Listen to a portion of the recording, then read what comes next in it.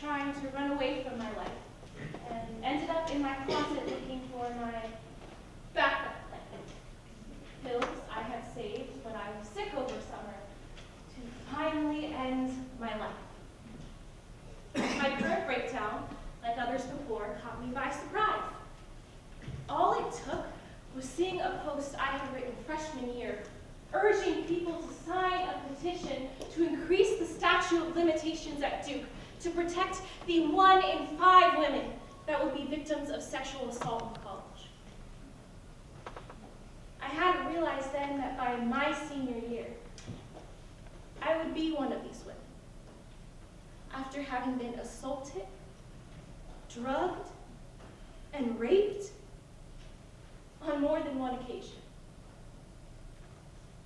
Seeing this younger version of myself triggered something deep in me, and for the second time in less than a year, I was drawing up ways to die. I spent my weekends studying for law school exams and trying to ignore the sounds of cars and trains passing by my apartment, both of which I'd like to throw myself in front of. On nights when I am not too afraid to fall asleep, I have nightmares so violent, my shaking body wakes up my boyfriend. Sexual assault is so common on campus that the stats have become normalized or are focused on, with people forgetting that there are real women's stories and lives behind the numbers. Rape, used as a weapon in the most atrocious of wars, is so prevalent that it is part of the American college experience. It would make no difference to me if I were 1 in 5 or 1 in 8. What matters to me is the women on campus. I know too many personally who this university has failed to protect. The environment on campus is toxic. It took the boy who assaulted me to apologize before my story was believed.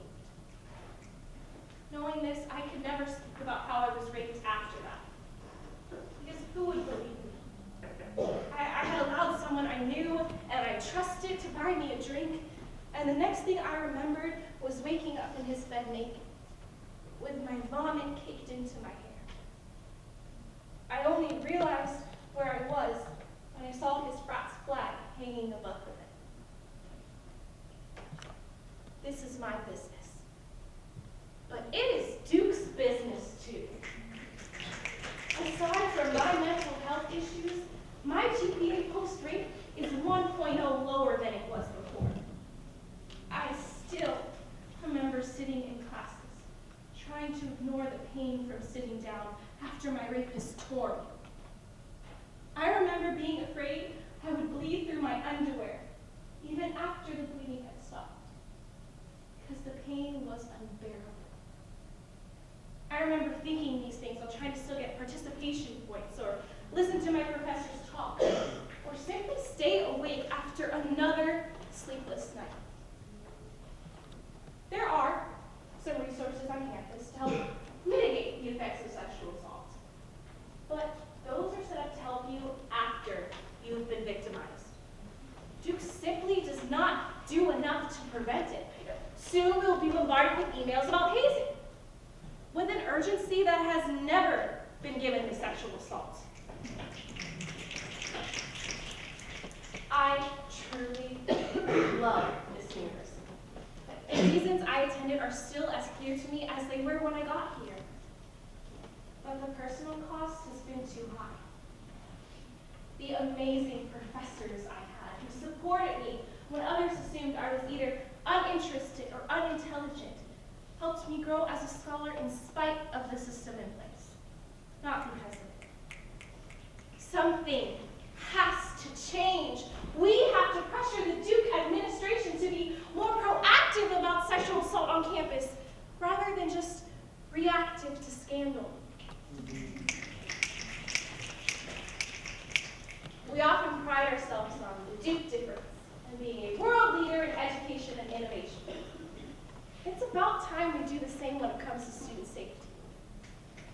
There are already some avenues and women's center events that could be better funded and expanded. You know, my mom cried over fall break, telling me she missed my laughter. My dad asked, what happened to the girl he dropped off in Jarvis 4 years ago? Why had I become a shell of the woman I was? The answer is simple. It's because they dropped me off at Duke, an institution more concerned with protecting its reputation